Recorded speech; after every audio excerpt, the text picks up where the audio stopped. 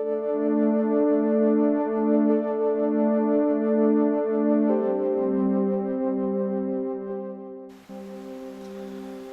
everyone, it's Andy from Stoke Haunted, and I just thought I'd tell you the story of how I got interested in paranormal investigating. A lot of people keep asking me the question, so thought I'd give you the full rundown. Started roughly around about the age of 4. I had 2 eccentric relations in the family, my Auntie Anna and my Auntie Brenda, which were related to my father. They were my aunties, and they were 2 spinsters, 2 rather strange ladies that used to do fortune telling, tarot card reading, reading tea leaves, the usual eccentric stuff that old people used to do in them days. And quite often when I went and visited them, they would be just clearing the house of quite a few old ladies that they'd been doing readings for. And on this one particular occasion, there was quite a few people waiting in the front room, so we went there as normal. I was about 4 or 5 with my mum and dad, and they were doing tarot cards, so I went and wandered in like you do when you're a child, just wanted to see what was going on, and I was quite fascinated by some of the stuff that was going on. And as time went on and years went by, they used to do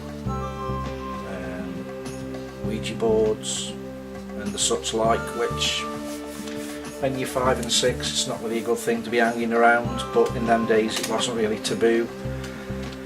And I watched them do seances with customers who wanted to contact their long lost relatives. Whether they actually did or not, I have no idea, but I used to stand at the side of the table quite often watching. Couldn't understand why adults sort of sat around in the dark talking to a board, but as time goes on I begin to realise what was actually going on, and got quite fascinated by it. That was in the late 60s, early 70s. Round about the mid to late 70s, my father had his first heart attack and started to suffer with thrombosis in the legs. So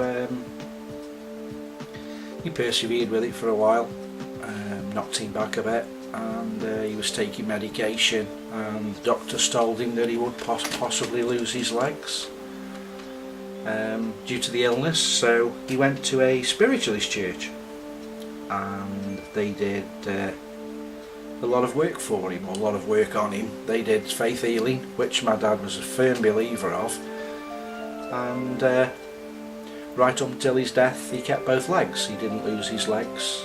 The hospital couldn't understand why he didn't lose his legs. They couldn't understand why blood was going through his legs much better than it was before. He went to see these people. Was it a miracle? From their point of view, we'll never know, but my father used to believe in that sort of thing and used to go to the spiritualist church on a regular basis. In the early 80s he had his second heart attack, followed quite quickly by a stroke which took the right side of his speech. So once again he went for faith healing. He was on speech therapy, physiotherapy, and he was trying to get his life back on track, but he was always a firm believer in life after death, something he was really very strongly connected to, and it was one of his big beliefs. So in 1989 he was diagnosed as terminal cancer, and there wasn't a great deal they could do for him, and his wish was he wanted to die at home with his family. So we brought him back home, and for 6 weeks me and my mother nursed him, and one evening, sitting on the bed talking to him, father to son, about various different aspects of what he was going through, and planning for his funeral, and he looked me straight in the eye and said, "If ever there's a way of coming back, I'll prove it to you." And I said, "What do you mean?" He says, "You don't believe." He says, "But if there is life after death, I promise you I'll come back and prove it to you." So I said, "How can you do that?" I said, "Mediums say they can speak to dead people now." He says, "No, I'll prove to you that I will actually come back." And then we sat down and worked out a 2-word password, 2-character password. My father said if he came back, he'd have none of this bullshit, "Oh, I'm fine, I'm doing okay, don't worry about me." He would mention this 2-word password, pretty much like the Houdini story where there was a password, and if that password was mentioned, it could possibly be him. The only 2 people in the world that know this password, even to this day, is myself and my father. And although one of the words has actually been passed to me from a medium, both words have not been passed together, and that was part of the deal. So I'm still very sceptical. I've been doing this now for a number of years, and that's how it goes. But I've cut a large chunk of the story out. As I started to get older, I started to look into the supernatural and the paranormal. I've always been interested in UFOs, paranormal stuff, but never really been a big believer. When I was 16, I had a paranormal experience, or a UFO experience. Something landed in the field behind where I used to live in a place called Abbey Alton, and it was all over the local news and local papers. And from that day on, I just got really inquisitive. So as time went on, my father passed away, and I started to look on the internet for information on the paranormal, and I came across a paranormal group and went on an investigation with them. I was not really impressed about what they did or wherever, and through this paranormal group I was introduced to a gentleman called Paddy, who is currently in our team today, and he was running a paranormal group called Seeking Spirit. And I teamed up with the Seeking Spirit guys, and most weekends we went out doing investigations and thoroughly enjoyed it. But I wanted more. They just sort of just took it with a pinch of salt, although Paddy was very serious as being a medium. The other members, I think, just took it with a pinch of salt, and I wanted to take it further, so I looked around, and I decided it was time to start a group. I then got in contact with a guy called James Evans, who was running a group, and went on a few investigations with him, and again, it wasn't really what I wanted. I wanted more out of it, so me and James put our heads together, and we decided to give it a go, doing it the way we wanted to do it and not the way everybody else was doing it.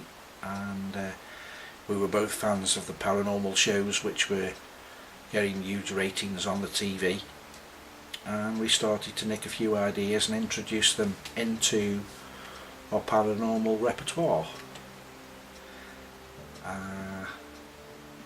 We were the first team ever to do the Leopard in Burslem. That was our home venue. That's where we learnt our craft, basically. We were there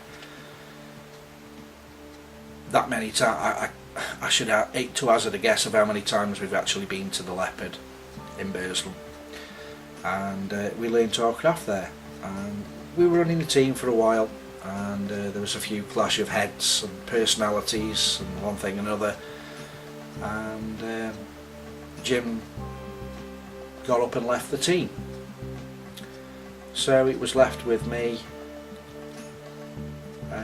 to pick up the pieces. So I picked up the pieces and We had quite a few member changes. Some people went, some people came, and we started to push out the name Stoke Haunted. Being as we come from Stoke, the name Stoke Haunted started because when we were doing it before, people didn't really have names. You were just in a paranormal group or an investigation group, and that was it. There was no need for names. There wasn't that much competition, for the want of a better term, even though I still don't think it's competition today. It's we're all looking for the same thing, and there shouldn't be any competition involved, but unfortunately some people seem to think it is a competition. So my venture really started looking for spirit myself in 1989.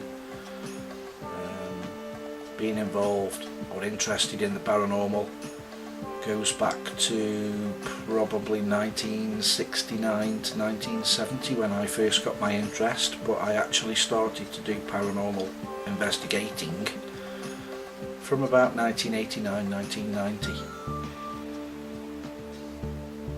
Stoke Haunted was formed in 1999, late 1999, early 2000, so really the group has been running now for some 13 years.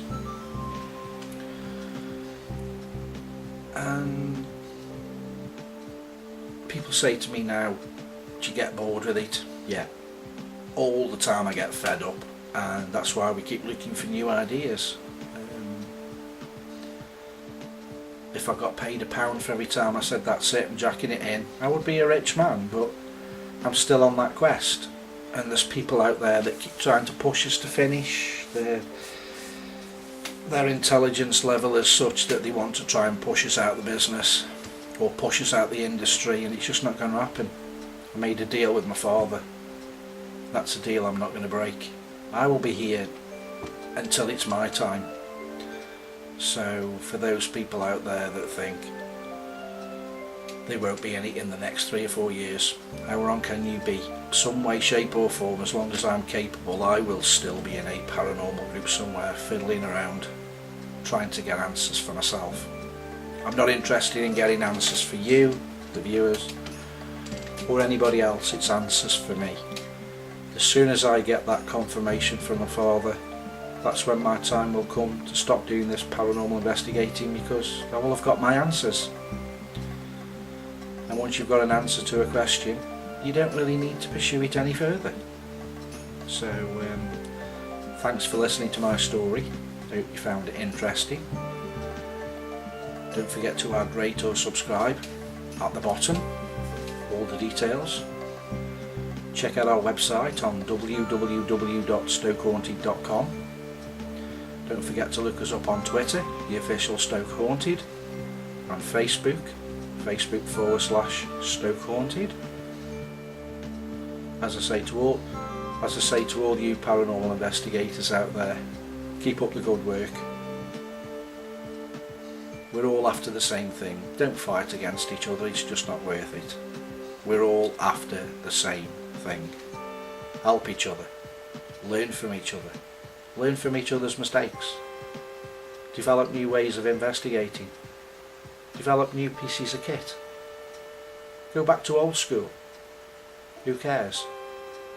Let's just get on and be friends. Thanks for watching. Take care. See you again. Bye bye.